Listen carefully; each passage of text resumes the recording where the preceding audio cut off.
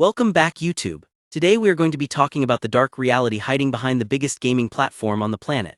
We are unpacking the heavily corporatized Roblox creator economy, how it transitioned from a passion-driven community into a playground for venture capital, and the terrifying epidemic of algorithmic brainrot that is currently taking over the front page. So sit back, relax, and enjoy the video. The landscape of user-generated content has undergone a radical transformation over the past 2 decades. What began as a digital sandbox for hobbyist coders and imaginative teenagers has slowly morphed into a multi-billion-dollar corporate battleground. At the absolute epicenter of this shift is Roblox, a platform that currently boasts over 150 million daily active users and commands a massive portion of the global gaming market. For years, the overarching narrative pushed by the company was one of democratized game development. The dream was that any independent creator, sitting in their bedroom with a laptop, could build a game, go viral, and achieve absolute financial independence. But today, that dream is rapidly fracturing. To truly understand how the creator economy reached this boiling point, we have to rewind the clock to the very beginning. We have to look at how this platform was actually built. The foundation of Roblox was not built upon traditional video game design principles, but rather upon educational physics simulations. Back in 1989, a man named David Basicki founded an educational software company called Knowledge Revolution. Alongside Eric Castle, they developed a program called Interactive Physics, which allowed students to build mechanical devices in a virtual laboratory. After selling that company for $20 million, the two founders realized they wanted to build something much bigger. In 2004, they began developing a prototype under the working title DinaBlocks. The earliest iterations of this platform were profoundly rudimentary. Developing games during the DinaBlocks era can be likened to constructing a cathedral using only raw timber and basic hand tools. It was unrefined, it was incredibly clunky, but it offered an unprecedented level of creative freedom. Eventually, they rebranded to a combination of the words robots and blocks, and Roblox officially launched to the public in September of 2006. But giving players basic, physics-enabled building blocks was only half the battle. To transform the platform from a virtual Lego set into a true game engine, the founders needed to integrate a scripting language. They needed something accessible enough for children to understand, but powerful enough to handle intricate game logic. They ultimately selected Lua. The selection of Lua was incredibly strategic. At the time, Lua was recognized for its exceptional execution speed compared to alternative languages like Python or JavaScript. Most importantly, Lua was conceptually forgiving. It relies on simple, readable syntax and does not strictly punish developers for minor whitespace or indentation errors. This low barrier to entry completely democratized game development on the platform. It allowed kids without formal computer science degrees to build and share interactive virtual worlds. Years later, as games became massively complex, the company would evolve this language into their own proprietary dialect called Luau, adding advanced features like type checking and parallel execution. But for the first several years of its existence, there was one massive missing piece to the puzzle. The platform operated without a mechanism for creators to generate real-world income. The in-game currency, which eventually became known as Robux, could be hoarded by the millions. Developers could accumulate vast digital fortunes by selling VIP shirts and game passes, but that wealth remained entirely trapped within the platform's closed-loop ecosystem. You could use your millions of Robux to buy a flaming fedora for your avatar, but you could not use it to pay your real-world rent. This entire economic paradigm shifted permanently on October 1, 2013. Roblox introduced the Developer Exchange Program, colloquially known by the community as DevX. DevX allowed eligible creators to exchange their organically earned Robux for real-world fiat currency at a platform-defined exchange rate. The establishment of the DevX program operated much like the sudden introduction of a global currency in a localized bartering community. It instantly transformed digital hobbyists into commercial entrepreneurs. Suddenly, creating games on the platform was no longer merely a creative outlet for teenagers. It was a highly lucrative, entirely viable career path. The economic boom that followed was unprecedented. Fast forward to today and the scale of the payouts is mind-blowing. In the 12 months leading up to early 2026, creators earned well over $1 billion globally through the DevX program. The top 10 creators on the platform are now averaging nearly $34 million a year. The top 1,000 creators are taking home over $1.3 million annually. But if you look closely at the data, a very dark reality begins to emerge. The wealth generated on the platform is incredibly stratified. While the top-tier developers are operating massive enterprises, the vast majority of the 29,000 creators participating in the DevX program are making absolute pennies. The median earnings for a developer sit at just around $1,500 a year. And the primary reason for this massive struggle is the punishing revenue split that Roblox enforces on its creators. While headlines constantly tout the billions of dollars paid out to the community, independent developers operate under incredibly tight, often suffocating financial margins. To understand the financial struggle of the average developer, we have to trace the flow of a single dollar through the platform's economy. The platform employs a two-tiered extraction system that many industry analysts heavily criticize as a double dip. Think of it like opening a lemonade stand, but the landlord who owns the sidewalk takes a massive cut of every single cup you sell, and then the bank charges you an outrageous fee just to deposit your remaining coins. The first extraction occurs at the point of the digital sale. When a player spends Robux inside your game to buy a cool sword or a pet, Roblox immediately takes a mandatory 30% cut. The developer only receives 70% of the transacted Robux. The platform justifies this by citing operational costs, app store processing fees, and global server hosting. But here's where the math gets incredibly depressing for creators. That 70% of Robux you kept does not equal 70% of the real-world money the consumer actually spent. This is where the second extraction, the DevX conversion rate, completely destroys the developer's profit margin. When a consumer purchases Robux with their credit card, they generally pay around $1.25 to acquire 100 Robux. But when a developer cashes out their earned Robux, the exchange rate is drastically lower. Even after a recent rate increase in late 2025, the DevX rate sits at just $0.0038 per Robux. Let us break down the exact math. A kid spends $1.25 to get 100 Robux. They spend that 100 Robux in your game. Roblox takes its 30% cut, leaving you with 70 Robux. You take that 70 Robux to the DevX program and multiply it by the conversion rate. Your 70 Robux turns into exactly 26.6 cents. Therefore, for every $1.25 injected into the economy by a user, the developer walks away with roughly 26 cents. This results in an effective real-world revenue share of roughly 21 to 25% for the creator. Roblox and the app stores keep the remaining 75%. When placed in the context of the broader video game industry, this revenue split is absolutely brutal. Traditional PC marketplaces like Steam operate on a standard 70-30 split, where the developer actually retains 70% of the real-world fiat revenue. Even direct competitors in the user-generated content space offer vastly superior economic terms. Epic Games distributes 50% of the actual retail value of V-Bucks to creators in Fortnite Creative, and recently ran a promotion granting developers 100% of the revenue through 2027. For a small independent Roblox developer attempting to hire 3D modelers, scripters, and user interface designers, surviving on a 25% effective revenue share requires massive, sustained player volume. If your indie game cannot maintain tens of thousands of concurrent players, your studio will inevitably operate at a massive loss. And this harsh economic reality has paved the way for something terrifying: the gentrification of the metaverse. The independent passion projects that built the platform are being systematically replaced and bought out by heavily capitalized, venture-backed corporate entities. The era of the solo developer coding in their bedroom is rapidly closing, replaced by the era of the mega studio. Two corporate entities in particular, GameFam and Voldex, perfectly exemplify the aggressive consolidation currently dominating the platform's front page. The strategy employed by these companies perfectly mirrors the aggressive gentrification seen in major city real estate markets. Independent artists and early adopters cultivate the cultural value of a neighborhood. They make it cool. Then massive holding companies swoop in, purchase the properties, optimize them for maximum yield, and completely price out the original inhabitants. Let us look at GameFam first. Founded in 2019 by Joe Pharynx, GameFam was explicitly designed to operate as a professional, AAA-style publisher within the Roblox space. Pharynx recognized that modern games require continuous, television-style content updates to maintain engagement. Fueled by a massive $25 million funding round in 2022, GameFam aggressively expanded. They utilized this capital to secure massive intellectual property licenses, developing high-profile branded experiences like Sonic Speed Simulator, Barbie Dreamhouse Tycoon, and Teenage Mutant Ninja Turtles Battle Tycoon.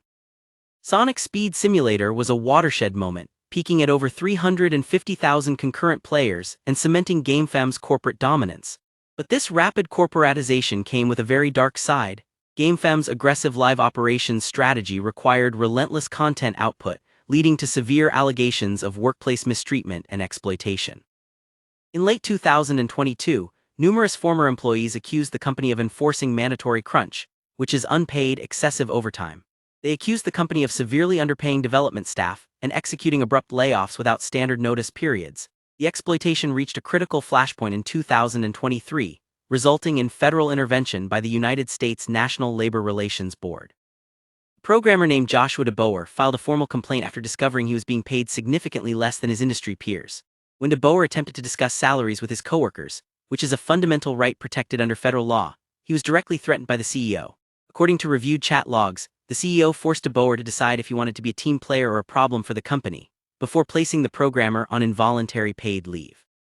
Facing federal scrutiny, GameFM settled the dispute, paying DeBoer $5,000 in withheld wages and issuing a mandatory studio-wide email confirming that employees possessed the legal right to discuss compensation without fear of corporate retaliation. While GameFM continues to dominate the branded space, its reputation serves as a stark warning regarding the corporatization of indie development spaces. But while GameFam focuses on building branded IP, another massive company is taking a much more aggressive approach. Enter Voldex. Founded by Alex Singer, Voldex operates exactly like a ruthless private equity firm. Rather than absorbing the financial risk of developing a new game from scratch, Voldex identifies highly successful, organically grown independent games, acquires them outright for millions of dollars, and subsequently overhauls their monetization systems to extract maximum profit. Voldex has systematically purchased some of the highest-grossing titles on the platform across multiple genres. They cornered the digital sports and racing markets through multi-million-dollar acquisitions of Driving Empire and a game called Ultimate Football, which they later partnered with the NFL to rebrand as NFL Universe Football. By applying corporate data analytics to these titles, they significantly increased their metrics.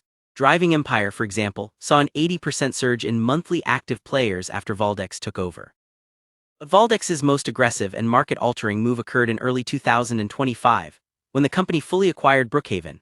Originally created in 2020 by a solo independent developer known as Wolfpack, Brookhaven is the single most visited experience in the platform's history. We are talking about a game with over 120 million monthly active players and over 60 billion lifetime visits. The burden of managing a game of this magnitude eventually drove the solo developer to exit the project entirely and sell to the corporate giant. To finance this massive acquisition, which experts estimate cost well over $100 million, Voldex leveraged massive institutional backing. They completed a huge equity financing round led by the Rain Group, alongside debt financing orchestrated by Shamrock Capital and Ares Management. Following this acquisition, Voldex officially became the #1 developer on the platform by audience size, controlling a network of over 145 million monthly active players. For the solo developer, competing against Voldex is no longer a matter of superior game design. It is a matter of attempting to outmarket an institutional private equity firm with unlimited capital. But corporate consolidation is only half the problem. If massive studios are crushing independent developers from the top down, the platform's algorithmic discovery system is starving them from the bottom up. Roblox relies on a heavily automated recommendation engine to surface content to its millions of daily users. In recent years, developers have noted a distinct, terrifying shift in this algorithm. It actively punishes qualitative, narrative-driven experiences in favor of chaotic, highly addictive psychological loops. In 2025, the platform implemented its discovery roadmap. The updated algorithm was explicitly designed to optimize for long-term user retention above all else. The metrics utilized by this algorithm heavily prioritize concurrent users, average session duration, and the frequency with which users return to spend Robux. While prioritizing retention makes perfect sense from a corporate revenue perspective, it creates a deeply perverse incentive structure for game design. Independent developers report that the algorithm briefly tests new games by presenting them to a small pool of users. If a game features a slow narrative build-up or complex mechanics that require a learning curve, its initial session times will naturally be lower. The algorithm interprets this brief learning curve as a failure, and it permanently buries the game into obscurity. Consequently, developers are financially coerced into abandoning high-quality artistic game design in favor of instantaneous dopamine hooks. They are forced to rely on incremental cookie-clicker mechanics, gacha systems, and flashing user interfaces just to survive the algorithm. This specific algorithmic phenomenon has birthed the most devastating trend across the platform, the Brainrot epidemic. The term Brainrot initially described low-quality, trivial digital content that felt mind-numbing to consume. But recently it has evolved into a distinct, highly lucrative game genre, driven by the Italian Brainrot internet meme. This trend involves surreal AI-generated hybrid images, like a strawberry combined with an elephant or a shark wearing shoes. These bizarre images are given absurd pseudo-Italian names, like Pistolini or Bambini Felicini, and accompanied by chaotic, ear-piercing audio. Recognizing that the absurdity of these memes resonated perfectly with the platform's predominantly young generation alpha audience, developers began churning out low-effort games utilizing these AI assets. Titles like Plants vs. Brainrots and Jump for Brainrots immediately flooded the front page. But the absolute apex of algorithmic manipulation was achieved by a game titled StealABrainrot. Launched in mid-2025, StealABrainrot completely shattered platform records, amassing over 25 million concurrent players at its peak. The core gameplay loop is an incremental tycoon simulator. Players spawn in a base, purchase AI-generated Brainrot characters, and watch as these characters generate passive digital currency so they can buy even more expensive characters. The proliferation of these Brainrot games operates on the exact same psychological principles as high-frequency slot machines. By substituting narrative depth with rapid, flashing stimuli and loss aversion mechanics, these experiences function as digital junk food. They are engineered for maximum algorithmic palatability while offering zero substantive engagement. In fact, the entire structure mimics the gaming and gambling crossovers we see plaguing the broader industry today. Just as we have seen massive outrage over streamers pushing Rubit sponsorships, stake, and prize picks to their younger audiences, we are seeing Roblox developers utilize identical psychological hooks. The game's primary retention mechanic allows players to leave their bases and steal high-value Brainrot characters from other users using items like body swap potions and tasers. A stolen Brainrot represents more than just a digital asset. It represents the player's invested time and competence. When a child has their incredibly rare character stolen, the resulting emotional frustration triggers intense loss aversion. Instead of quitting the game, the player remains online, furiously trying to exact revenge and rebuild their digital wealth. The resulting toxic interactions in the game's chat box further inflate session times, signaling to the algorithm that the game is highly engaging, thereby pushing it even higher onto the front page. It is a vicious, endless loop of psychological manipulation. And to make matters worse, the reliance on AI-generated slop has introduced massive legal liabilities. Recently, a wildly popular character within StealABrainrot named Tung Sahar was abruptly deleted from the game. The removal was forced by Momentum Labs, a French legal entity representing the original creator of the AI image, who issued a massive copyright claim against the developer for making millions of dollars utilizing the stolen asset. Because virtually every asset in the Brainrot genre is scraped from AI-generated internet memes, this legal vulnerability threatens the stability of the platform's most profitable current genre. Furthermore, the rise of what developers call vibe coding is making the front page completely unreadable. Generative AI tools are now capable of writing functional luau scripts, allowing individuals with zero programming knowledge to mass-produce functional, highly monetized games utilizing automated AI prompts. The sheer volume of these AI-generated games clogs the discovery algorithm, burying legitimate independent projects under an endless mountain of automated slop. We are currently watching the absolute gentrification of the metaverse. From a corporate perspective, Roblox has never been healthier. They pulled in $1.4 billion in revenue in the fourth quarter of 2025 alone. But the prosperity of the corporate entity is directly inversely correlated with the survival of the independent developer. The middle class of the creator economy is being systematically eradicated. The front page is now a total duopoly. On one side, you have heavily capitalized mega studios like GameFam and Voldex, wielding private equity funding, acquired legacy IPs, and armies of data analysts to monopolize organic discovery. On the other side, you have an endless flood of algorithmic brainrot, mass-produced through AI vibe coding and relying on toxic, gambling-adjacent retention loops to game the recommendation engine. For the solo developer who spends months carefully crafting a beautiful passion project, the economic reality is entirely bleak. Overcoming the massive 75% platform fee requires achieving massive scale, but achieving that scale organically is nearly impossible when the algorithm demands instant viral retention over qualitative design. Unless the platform drastically restructures its discovery metrics to weigh qualitative user feedback and originality over pure dopamine-driven session lengths, the grassroots creators who painstakingly built the foundations of this digital universe will find themselves permanently locked out of the very worlds they helped create. Hopefully you all enjoyed this video. Be sure to like, comment, share, and subscribe, as it took me a lot of work to make this video, so your support would be greatly appreciated. Don't forget to take care, brush your hair, and I'll catch you all in the next one.